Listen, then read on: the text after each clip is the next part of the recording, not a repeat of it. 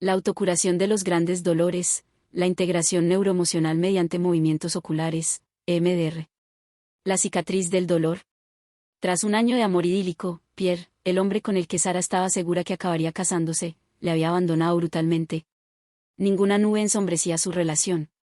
Sus cuerpos parecían estar hechos el uno para el otro, y sus espíritus, vivos y curiosos, ambos eran abogados, estaban totalmente de acuerdo.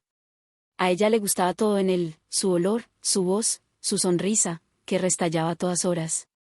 A Sara incluso le gustaban sus futuros suegros. Su futuro juntos parecía estar trazado. Pero un día, Pierre llamó a su puerta con un naranjo entre los brazos envuelto en una gran cinta y una carta fría y dura en la mano, que llevaba escritas las palabras que él no podía pronunciar. Pierre había vuelto con su antigua compañera, católica practicante como él, con la que iba a casarse. Su decisión, decía la carta, era irrevocable. Después de eso, Sara no volvió a ser la misma.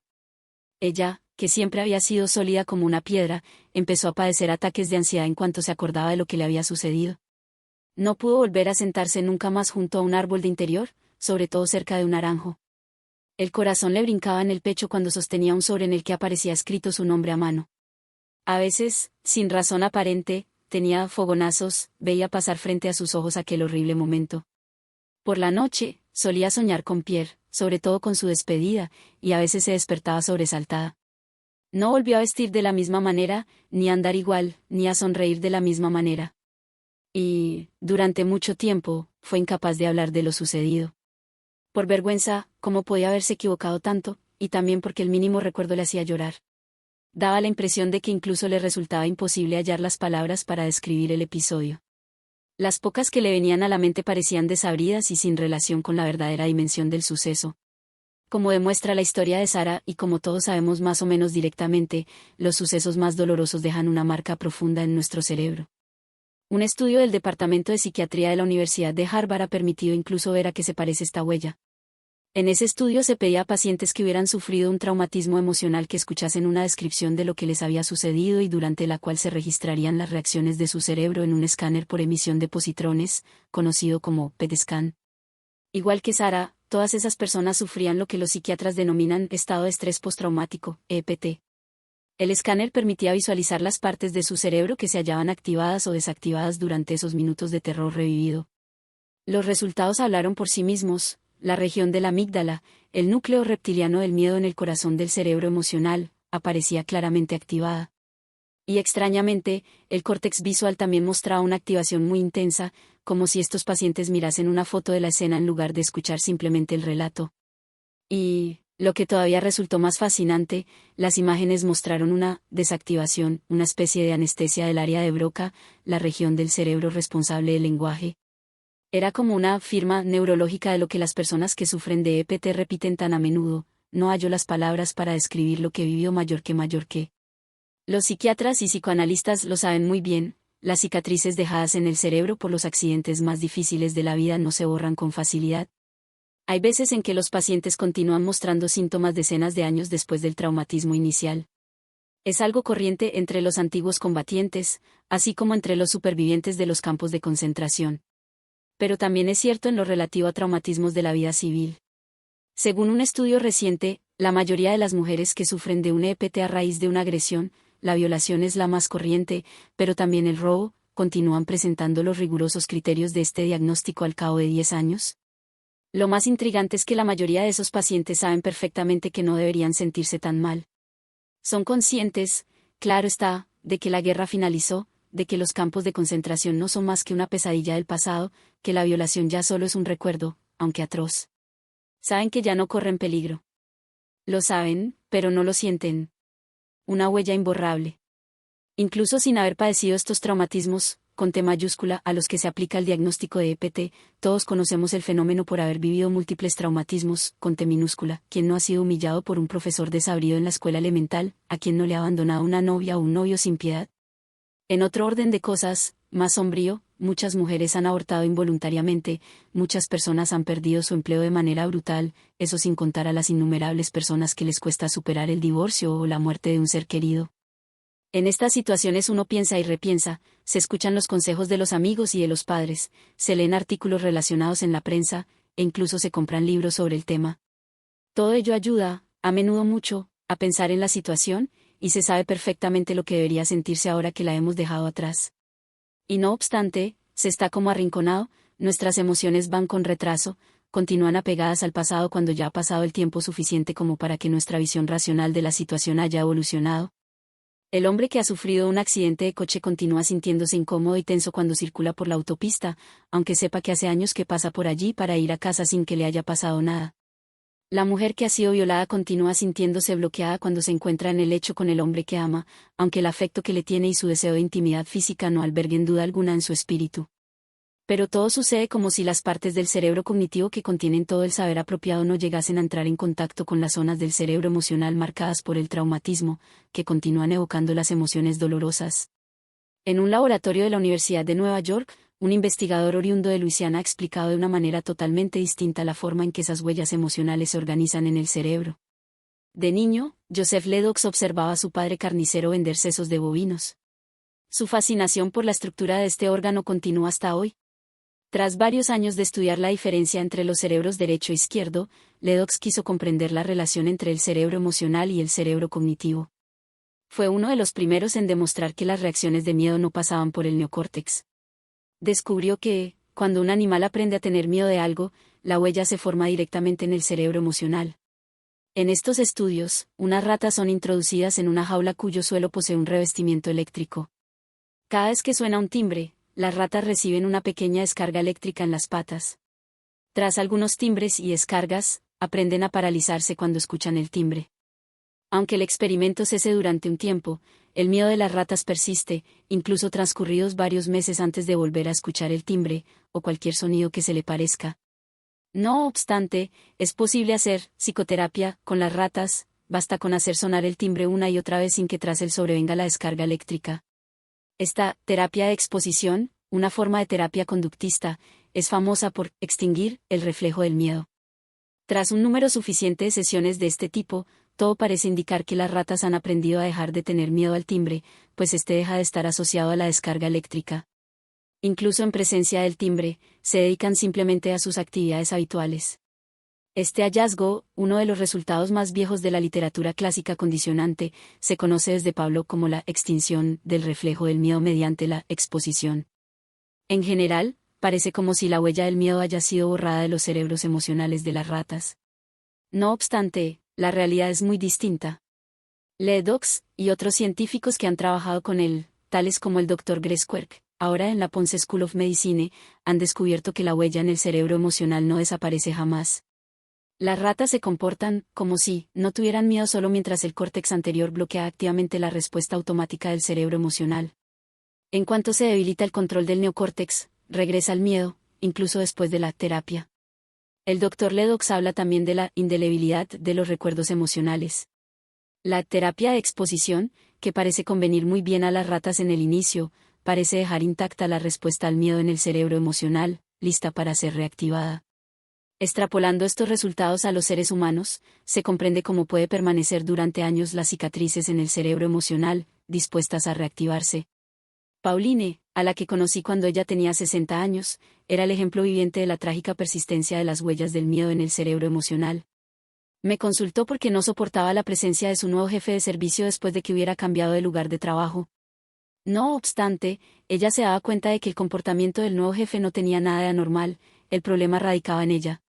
2 semanas antes, la presencia del jefe a su espalda la había afectado de tal manera que había sido incapaz de proseguir su conversación telefónica con un importante cliente. 10 años antes, ya había perdido su empleo por primera vez a causa del mismo problema.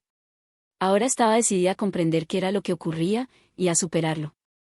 Descubrí con bastante rapidez que había tenido un padre distante, colérico, y a veces violento.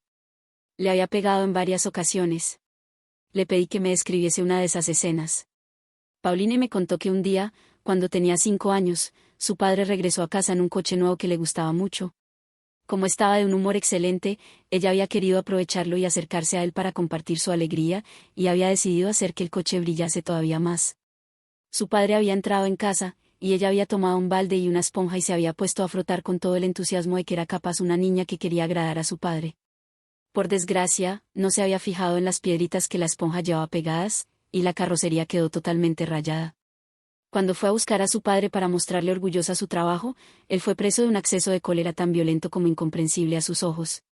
Temiendo que iba a ganarse una paliza, se precipitó en su habitación para ocultarse bajo la cama. La evocación de ese recuerdo hizo regresar a la superficie una imagen que había permanecido incrustada en su espíritu con tanta nitidez como si se tratase de una fotografía, los pies amenazantes de su padre que avanzaban hacia ella mientras se ocultaba como un animalillo, acercándose todo lo posible a la pared. Y al mismo tiempo que la imagen, la emoción regresaba con toda su potencia. Delante de mí, 50 años después de los hechos, su rostro se metamorfoseó bajo el efecto del miedo, y su respiración se aceleró hasta tal punto que temí que padeciese una crisis cardíaca en mi consulta. 50 años después, todo su cerebro, todo su cuerpo, permanecía a merced de la huella dejada por su miedo. Tras su condicionamiento a las descargas eléctricas, las ratas de Ledox reaccionaban con terror ante cualquier estímulo que se pareciese mucho o poco a los que habían aprendido a temer. En el caso de Pauline, bastaba con que su jefe le hiciese pensar un poco en su padre para que ella se sienta, incluso ahora, algo peor que incómoda. De hecho, las cicatrices emocionales del cerebro límbico parecen estar dispuestas a manifestarse siempre que flaquea la vigilancia de nuestro cerebro cognitivo y su capacidad de control, aunque sea temporalmente.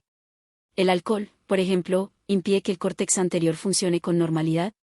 Por esa razón nos sentimos desinhibidos en cuanto bebemos un poco de más. Pero precisamente por esta misma razón, cuando hemos sido lastimados o traumatizados por la vida, nos arriesgamos, bajo el efecto del alcohol, a interpretar una situación como si se nos agrediese una vez más y a reaccionar de manera violenta. Es una situación que también puede producirse cuando nos hallamos cansados o demasiado distraídos por otras preocupaciones como para mantener el control sobre el miedo impreso en nuestro cerebro límbico. Los movimientos oculares durante los sueños. Los psiquiatras conocen muy bien este aspecto del EPT. Saben que existe una desconexión entre los conocimientos apropiados del presente y las emociones inapropiadas, residuos del traumatismo pasado. Saben que eso es lo que dificulta el tratamiento de ese síndrome. Su experiencia les ha enseñado que no basta simplemente con hablar para establecer una conexión entre las viejas emociones y una perspectiva más anclada en el presente. También saben que el simple hecho de explicar el traumatismo una y otra vez no hace sino agravar los síntomas. Y finalmente, también saben que los medicamentos tampoco son muy eficaces. A principios de la década de 1990, un estudio del conjunto de tratamientos existentes para el EPT publicado por el prestigioso Journal of the American Medical Association, sin duda la revista médica más leída del mundo, llegaba a la conclusión de que no existía un tratamiento verdaderamente eficaz para dicho síndrome, sino intervenciones con beneficios limitados, 8 frente a pacientes como Pauline.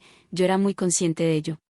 Al igual que todos mis colegas psiquiatras o psicoanalistas, yo también luchaba desde hacía años por ayudar a personas como ella, obteniendo resultados a menudo insatisfactorios. Hasta el día en que asistí a la proyección de un video asombroso. Se produjo en un congreso médico. Francine Shapiro, una psicóloga californiana, realizaba una presentación del EMDR, en inglés, Eye Movement Desensitization and Reprocessing, es decir, movimientos oculares de desensibilización y reprocesamiento, un método de tratamiento que había puesto a punto, y a propósito del cual el estamento médico estaba dividido desde hacía tiempo. Ya había oído hablar del método EMDR y me sentía muy escéptico al respecto. La idea de que podían resolverse traumatismos emocionales moviendo de manera rítmica los ojos me parecía absolutamente disparatada. Y no obstante, uno de los casos presentados en video por la doctora Shapiro me llamó la atención. Maggie, una mujer de unos 60 años, se había enterado por su médico de que padecía un cáncer grave, que no le quedaban más de 6 meses de vida y que debía prepararse para morir sufriendo mucho. Henry, su marido desde hacía 27 años, era viudo de un primer matrimonio, y su primera esposa había muerto de cáncer. Cuando Maggie le anunció el diagnóstico, la angustia de Henry fue tal que dijo que no podría volver a pasar por ello, y la abandonó al cabo de una semana. Tras la sorpresa inicial, Maggie se hundió en una profunda depresión. Compró un revólver con la intención de matarse. Puestos al corriente, unos amigos comunes fueron a ver a Henry, convenciéndole para que regresase a casa. Pero Maggie había quedado tan profundamente traumatizada que no dormía, y siempre soñaba la misma pesadilla, en la que Henry la dejaba, no soportaba separarse de él, ni siquiera cuando él salía a hacer la compra. Su vida se tornó imposible, y le exasperaba que sus últimos meses tuvieran que ser así. A través de los periódicos se había enterado de que existía un programa experimental de tratamiento de traumatismos y se había inscrito para participar en uno de los primeros estudios controlados del método EMDR. Tras haber evocado el escenario de su caso, Francine Shapiro proyectó un video de la primera sesión del tratamiento de Maggie. A principio de la sesión, Maggie ni siquiera podía recordar la imagen de Henry alejándose el día de su marcha. Cuando el terapeuta le pidió que evocase el recuerdo, se halló inmediatamente asfixiada por el miedo. A continuación, y a base de muchos ánimos, consiguió dejar que la inundasen la memoria las imágenes más dolorosas de la marcha de Henry. El terapeuta le pidió entonces que siguiese su mano, que se desplazaba de izquierda a derecha por delante de sus ojos para inducir movimientos oculares rápidos comparables a los que se producen espontáneamente durante los sueños, en la fase del sueño denominada REM sleep en inglés, movimiento rápido del ojo durante el sueño. El recuerdo parecía estar grabado en el conjunto del cuerpo, y por ello le requería un esfuerzo enorme. Además del miedo que revivía, su corazón latía demasiado fuerte y demasiado rápido, y no cesaba de decir que le dolía todo. A continuación, apenas unos pocos minutos después de otra serie de movimientos oculares, su rostro se transfiguró de repente. En sus labios apareció una expresión de sorpresa y declaró: desapareció, es como un tren. Se mira algo desde la ventana que está totalmente allí, delante, y entonces, de repente, desapareció. Está en el pasado y hay otra cosa que lo sustituye y que es lo que ahora se mira. Se trate de belleza o de dolor, está en el pasado. ¿Cómo me he podido dejar afectar por eso durante tanto tiempo? Cambió toda su actitud corporal. Se mantenía derecha, aunque pareciese todavía un poco desconcertada. Con la siguiente serie de movimientos de los ojos, empezó a sonreír. Cuando el terapeuta interrumpió los movimientos y le pidió que explicase lo que le había pasado por la mente, ella respondió: tengo algo divertido que contarle. Me he visto en la escalinata de casa, y Henry se alejaba por la calle, y yo pensaba, si él no puede plantar cara a la situación, es su problema, no el mío, y entonces empecé a mover la mano mientras decía: adiós, adiós, Henry, adiós. Tras otras series de movimientos oculares, siempre muy breves, de una duración inferior a 30 segundos o un minuto, Maggie se deslizó espontáneamente hacia la escena de su lecho de muerte. Sus amigos la rodeaban, y ella se sentía segura al comprobar que no estaba sola. Una serie de movimientos oculares más y, en lugar del miedo que la dominaba al principio de la sesión, ahora en su rostro se leía una gran determinación. Se dio una palmada en el brazo y dijo: menor que, ¿sabéis qué? Me moriré con dignidad. Nadie me lo impedirá mayor que. Todo aquello había durado puede que 15 minutos, y el terapeuta no había llegado a pronunciar ni 10 frases. Durante todo ese tiempo, el científico que mora en mí me murmuraba continuamente al oído: menor que no ocurre más que en una paciente, puede que se halle sugestionada. Es posible que no se trate más que de un efecto placebo mayor que. Pero el médico en mí respondía: puede ser, pero efectos placebos veo a diario, entre mis pacientes, y sin embargo nunca he observado nada parecido. Lo que acabó de convencerme fue un estudio realizado sobre el tratamiento mediante MDR en 80 pacientes que presentaban traumatismos emocionales importantes. Fue publicado en una de las revistas de psicología clínica de las más puntillosas en materia de metodología y rigor científico. En ese estudio, el 80% de los pacientes no mostró casi más síntomas de EPT al cabo de 3 sesiones. Se trata de una tasa de curación comparable a la de los antibióticos para la neumonía. No conozco ningún otro estudio de algún tratamiento en psiquiatría, incluyendo los medicamentos más potentes, que haya obtenido una eficacia tal en 3 semanas. Naturalmente, yo me decía que era inconcebible que un tratamiento que funcione con tanta rapidez obtenga resultados duraderos. Pero, cuando se entrevistó de nuevo al mismo grupo de 80 pacientes al cabo de 15 meses, los resultados fueron todavía mejores que inmediatamente después de las sesiones. A pesar de todo, el método me siguió pareciendo extraño, puede que incluso contrario a mi ética, teniendo en cuenta mi formación psicoanalítica y, por tanto, mi apego a la importancia del lenguaje, de la paciencia, de la duración, del análisis, de la transferencia, y todo lo demás. No obstante, ante tales resultados, no pude dejar de pensar que lo que sí que sería contrario a mi ética sería no aprender EMDR para juzgar por mí mismo. Negarse a intentarlo habría sido como si en el momento de la presentación de la penicilina alguien se hubiese negado a probarla con el pretexto de que se creía en la eficacia de las sulfamidas, medicamentos más pesados y menos útiles, pero disponibles desde hacía mucho tiempo y a menudo bastante eficaces. ¿Un mecanismo de autocuración en el cerebro? El día en que cumplí 14 años me regalaron mi primer ciclomotor. Al día siguiente sufrí mi primer accidente. Iba conduciendo junto a una fila de coches parados. De repente, justo por delante de mí, se abrió una puerta, demasiado tarde como para que yo pudiera frenar. Además de los inevitables moratones por todo el cuerpo, mi cerebro emocional también recibió un buen golpe. Me sentí sacudido. Eso me duró unos cuantos días. Volví a recordar el accidente en momentos inesperados, cuando no tenía la mente ocupada en otra cosa. Soñaba con ello por las noches, Durante varios días no sentí el mismo placer al salir con mi ciclomotor.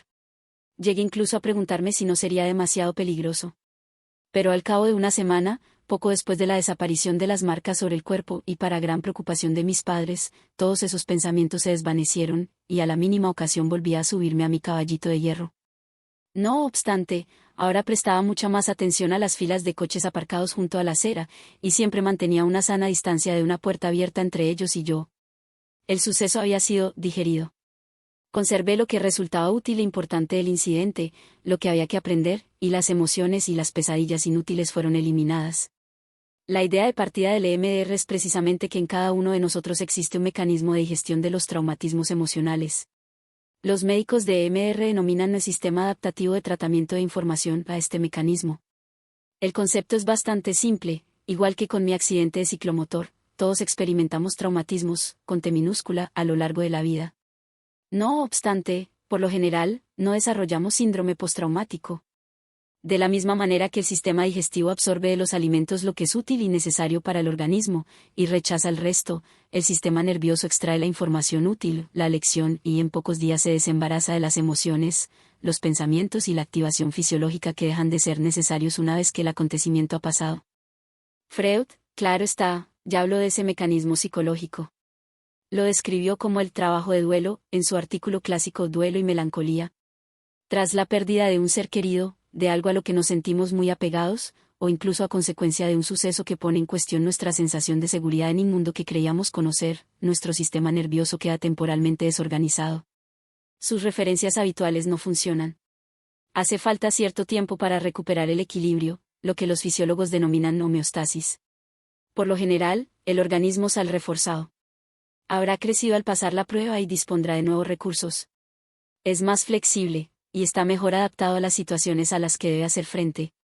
Algunos autores, como Boris Cyrulnik en Francia, han demostrado cómo la adversidad también suele conducir a lo que él denomina la elasticidad. A cada época le corresponde su metáfora. Freud, que escribió en la época de la Revolución Industrial, llamó a este proceso el trabajo del duelo.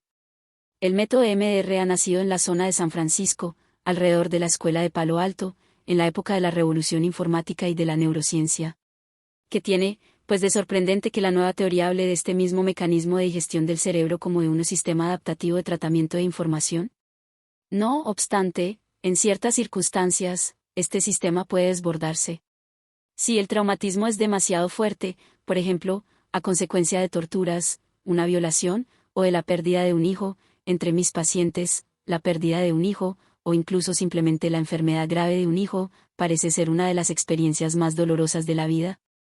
Pero también puede suceder con acontecimientos bastante menos graves, solo porque somos especialmente vulnerables en el momento en que se producen, sobre todo si se es niño y por tanto, incapaz de protegerse, o se halla uno en una situación de fragilidad.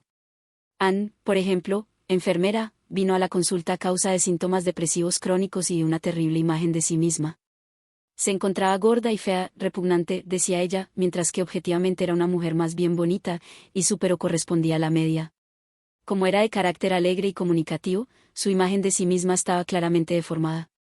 Al escucharla comprendí que esta imagen se había anclado en ella durante los últimos meses de su embarazo, hacía ya 3 años. Recordaba perfectamente el día en que su cónyuge, al que reprochaba que nunca pasaba tiempo con ella, acabó por decirle, menor que pareces una ballena. Eres la cosa más repugnante que nunca he visto, mayor que. En otras circunstancias, incluso lastimada, se hubiera defendido, puede que incluso hubiese respondido que él no era precisamente Paul Newman. Pero el embarazo había sido difícil, y había tenido que dejar de trabajar, y no estaba segura de poder recuperar su trabajo. Había perdido la confianza y estaba aterrorizada ante la idea de que Jack pudiera dejarla antes del nacimiento del niño, como había hecho su padre con su madre. Se sentía vulnerable e impotente. No hacía falta mucho para que ese comentario envenenado tomase una dimensión traumatizante que nunca debiera haber tenido.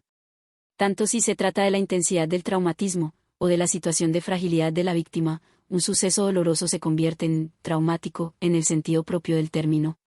Según la teoría del EMDR, en lugar de ser digerida, la información concerniente al traumatismo permanece bloqueada en el sistema nervioso, grabada en su forma inicial.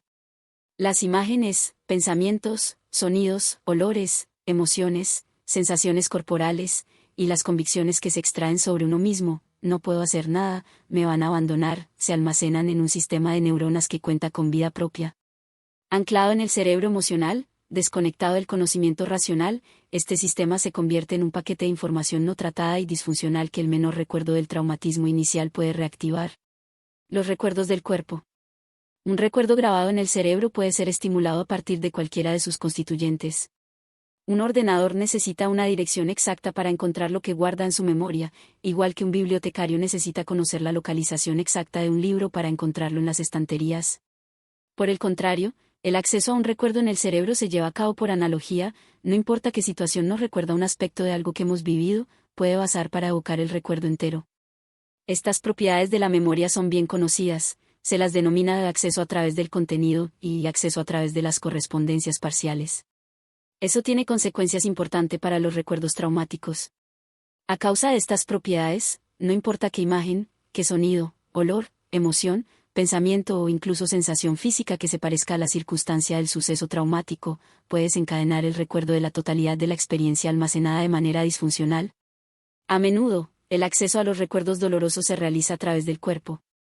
Comprendí por primera vez la importancia de la codificación corporal de los recuerdos el día en que me llamaron de urgencias a la consulta por una joven que acababa de salir de la sala de operaciones. No se había acabado de recuperar de los efectos de la anestesia general y las enfermeras la habían encontrado agitada.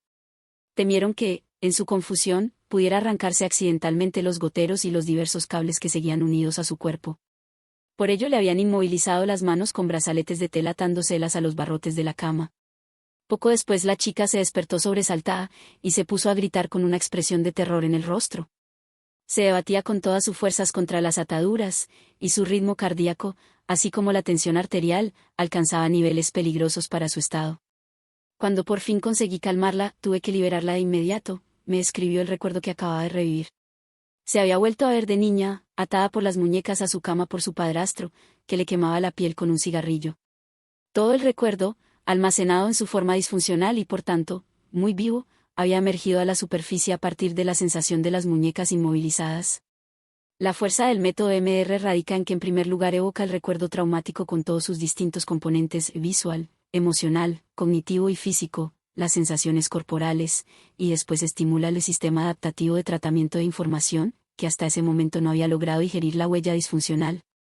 Los movimientos oculares comparables a los que se producen espontáneamente durante el sueño tienen como objeto aportar la ayuda necesaria al sistema natural de curación del cerebro para que consiga lo que no pudo lograr sin ayuda exterior. A la manera de ciertos remedios naturales y plantas conocidos desde hace siglos por su capacidad para activar mecanismos naturales de curación del cuerpo tras un traumatismo físico, como el aloe vera para las quemaduras, o el gota cola para las heridas abiertas, los movimientos oculares de EMDR se supone que son un mecanismo natural que acelera la curación tras un traumatismo psicológico. Durante los movimientos oculares, los pacientes dan la impresión de realizar espontáneamente una asociación libre, como recomendaba Freud y de la que se sabe que resulta especialmente difícil, por encargo. De igual manera que ocurre en los sueños, los pacientes atraviesan una vasta red de recuerdos ligados entre sí mediante distintos fragmentos. A menudo empiezan a acordarse de otras escenas relacionadas con el mismo acontecimiento traumático, bien porque sean de a la misma naturaleza, por ejemplo, de otros episodios de humillación en público, o porque reclamen las mismas emociones, un mismo sentimiento de impotencia. Les suelen sobrevenir fuertes emociones que emergen con rapidez a la superficie aunque hasta entonces permaneciesen ignoradas. Todo sucede como si los movimientos oculares, igual que en el transcurso del sueño, facilitasen un rápido acceso a todos los canales de asociación conectados a un recuerdo traumático determinado por el tratamiento. A medida que se activan dichos canales, pueden conectarse a los sistemas cognitivos que, a su vez, contienen la información anclada en el presente. Gracias a esta conexión, la perspectiva del adulto, que hoy ya no es ni impotente, ni está sometido a los peligros del pasado, acaba por hacer pie en el cerebro emocional. Entonces puede sustituirse la impresión neurológica del miedo o de la desesperación.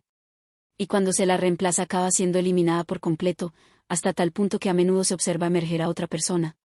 Tras varios años de práctica, todavía me sorprenden los resultados del método EMDR de los que soy testigo. Y comprendo que mis colegas psiquiatras y psicoanalistas desconfíen, como me ocurrió a mí al principio, de un método a la vez tan nuevo y diferente. No obstante, ¿cómo negar la evidencia cuando se manifiesta tanto en mi consulta como en los numerosos estudios publicados a lo largo de los últimos años? Sé de pocas cosas en medicina tan impresionantes como el EMDR en acción. Y de eso me gustaría hablar a continuación.